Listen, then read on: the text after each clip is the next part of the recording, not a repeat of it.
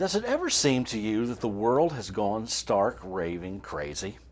Whether we get that from watching the news or from our own observations of life, we're left with two questions. Why? And what do we do about it?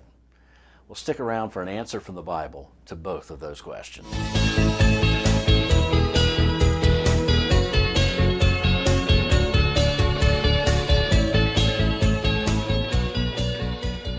Often in the writings of Paul, he talks about the mind and the consequences of it.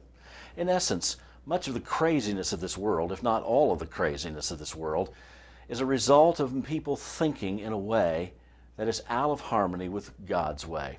Let me take you to a verse that's found in Romans chapter 8 and verse 6, where he contrasts two ways of thinking.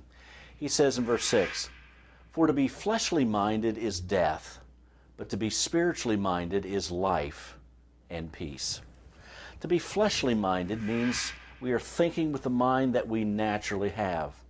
It doesn't take much observation to realize that there's a fundamental flaw in the humankind.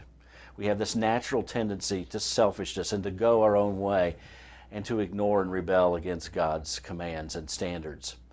So why is the world crazy? A vast majority of people are fleshly minded. They are thinking with a mind that has not been influenced or is not controlled by God. That is the spiritual mind. Why? It's because people think wrongly. They do not think spiritually. What do we do about it? We think spiritually. We allow God to control and influence our mind, and then our actions, our feelings, our words are in harmony with God, what God wants. You know, the solution to this crazy world does not come from an economic solution or a social solution or a political solution. It really is a spiritual solution, and one that we have access to. You see, we first of all have this spiritual mind through a relationship with God through Jesus Christ based on faith.